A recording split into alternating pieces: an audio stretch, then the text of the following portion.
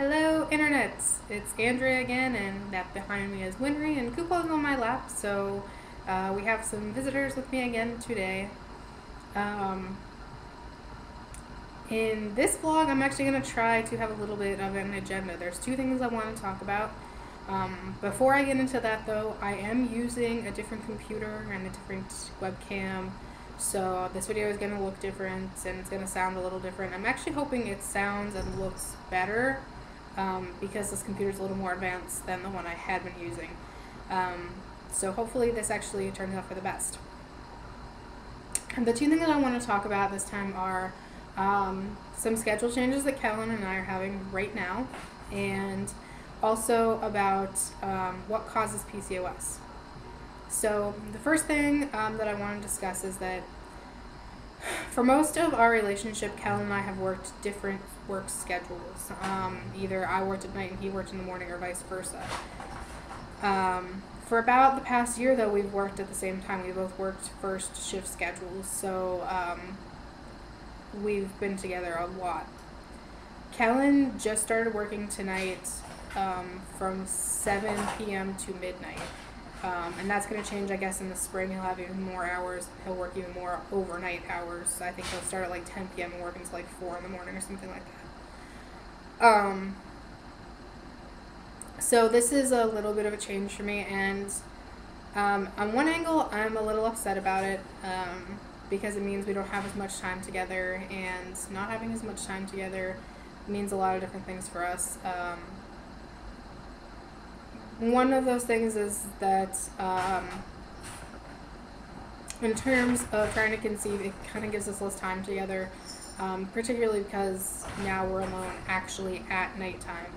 The worst we really ever had before is that he worked until usually like 9 o'clock at night when we still lived in Massachusetts. So it wasn't as bad as this. But it's going to take some adjustment, and I'm not that worried, but it is a little upsetting. The other thing is that over the past year, it's kind of like we had to do everything together because we're really connected to each other. We like spending time together. It's not a forced thing. But now this actually gives us some time to do things on our own, which I think is actually really good. There are a lot of single-player video games that I like that I don't get as much of a chance to play, because Cal and I play a lot together. We play a lot of Borderlands together. It's one of our favorite things to do. And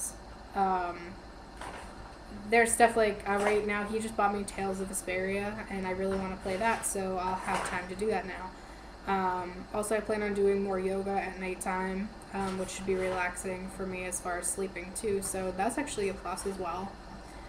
So I'm trying to see it as a good thing. I'm trying to make the best of the time that we are not together, and just to work into the schedule. So that's what's going on there. We're still very supportive of each other, and still, trying to do everything we can to make this trying to conceive thing work, even now the time that we usually use for that has kind of been taken away from us, but we'll make it work for sure. The other thing I want to talk about is what causes PCOS, which is the illness that I have that causes my infertility. There is no known cure. To be quite frank with you, there's nothing out there that can say 100% this is what causes it. But there are a lot of theories about it. PCOS is extremely prevalent in the United States, and research that I've done and have had friends help me do indicate that it's an environmental issue, that it's because of chemicals in our diet that act as hormone disruptors. What a hormone disruptor is that it's blocking your natural hormones from getting to where they need to be in your body. There are also other chemicals in our food that act as hormone replicators, and what a hormone replicator is a chemical that acts like a hormone like estrogen or progesterone in your body, and therefore your body doesn't make enough of that. So estrogen dominance is prevalent in the United States, and it's thought the reason for that, many people believe, and some people completely discredit it, but I believe it too, is because of the push of dairy in this country. That all the exposure to dairy, especially chemically treated dairy, causes estrogen dominance. There's also a lot of other chemical usage that replicates progesterone and doesn't allow your body to make enough of it, which is one of the problems that I have. So, personally, from my standpoint, I would say it's definitely environmentally impacted. That might not be the only cause of it, but I would say it's definitely impacted by the environment, by the kind of foods we eat.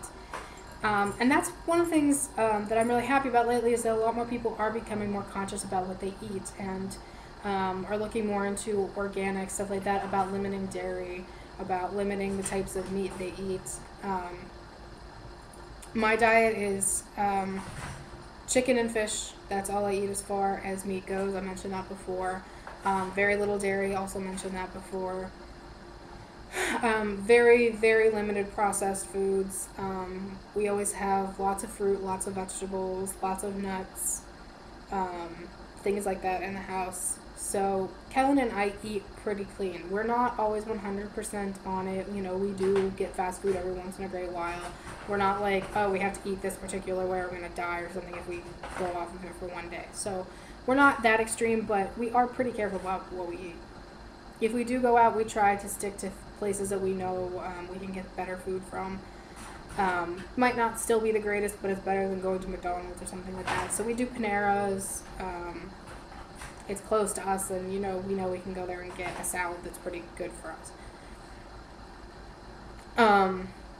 The thing about the kind of PCOS I have is, like I said, I do not have polycystic ovaries.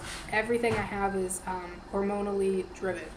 My hormones have been out of whack, and that's what's caused my PCOS.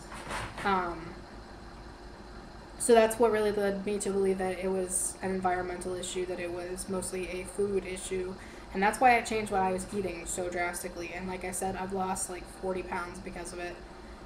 And I feel a lot healthier, without a doubt. My menstrual cycles are a lot better now. Does it mean that I've reversed the PCOS? Probably not, because I still have a lot of the other symptoms, cosmetic symptoms, and things like that. But the diet has improved things a lot for me. So I would without a doubt say that it is an environmental issue, and I wish more doctors would push that, because every doctor I saw concerning my PCOS, they didn't think it was environmentally linked. They said, it's it can be hereditary, someone in your family probably had it. It's because you're overweight, which I would immediately say, no. I gained about 30 pounds in 2 months when I was 12, and that was just after the PCOS symptoms otherwise had begun. So the weight gain in that case was caused probably by the PCOS. It wasn't what caused my PCOS. Women who have PCOS have a lot of trouble losing weight on their own.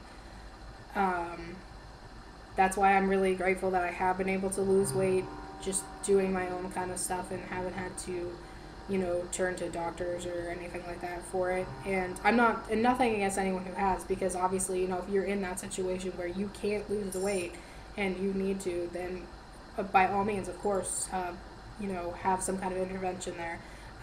One of my friends, who I've known, well, I didn't know her in high school because I graduated before she was in high school, but, we've been friends, because we are local to each other.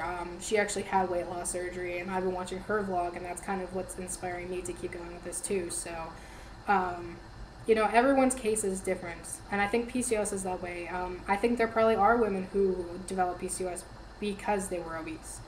I'm not saying it's not possible, because it definitely seems like it could be from other research that's out there.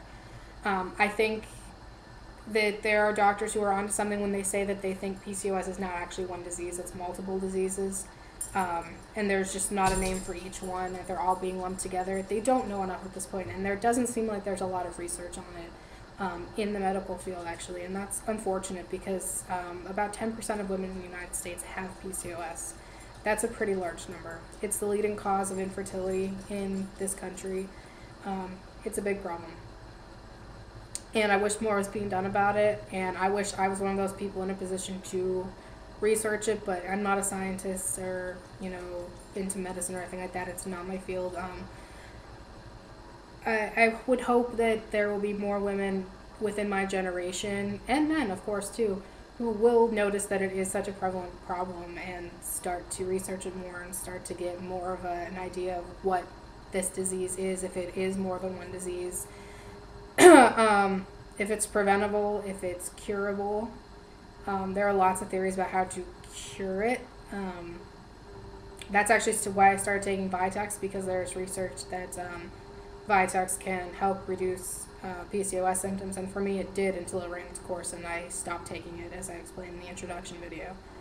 So that's just my little 2 cents on PCOS, and what causes it is that there's definitely environmental factors, I think, going into it. So if you are trying to conceive, having trouble, and you have PCOS, or think you may have PCOS, definitely changing your diet to limit dairy, to limit meat as much as possible, to limit processed food, I think will help you a lot in the long run. I'm not an expert, of course, so, you know, don't take it as this is medical advice or anything. It's just, I know a lot of doctors, if you're struggling to conceive, they'll tell you to lose weight. And that's not what I'm telling you. I'm not saying, oh, your problem is that you're too fat, because it's not. The problem is, I think it's more directly linked to the type of nutrition that you're getting. And that shouldn't be surprising. Nutrition is very important to your life in general. So, you know, even if you're not doing it as a pregnancy thing, just as doing it to be more healthy, it's definitely better for you in the long run. I didn't start eating this way to lose weight. I started eating this way to get healthier, and I lost weight as a result of it. So, I mean, I look at myself now and go, wow, I look a whole lot better than I used to, but it took me a while to even get to that point to go, oh, I look different now. It was more about, hey, I feel different. I feel rested when I wake up in the morning. My back doesn't hurt all the time. I'm less moody, you know. So really, to me, it's never about the weight. It's about being healthy. And I highly recommend, you know, if you are having trouble conceiving, that you look into your diet and see if there are things there that could be causing a problem for you, because it's definitely a problem for me. Obviously, I'm not pregnant yet, but I'm really hoping that this lifestyle change is going to lead to it. And I think it could help a lot of other people who are in my situation too. That's about all I have to talk about this time. I'm trying to keep the videos a little shorter. As always, feel free to comment, ask questions. I'm always glad to hear from you guys. Thanks for listening. See you later.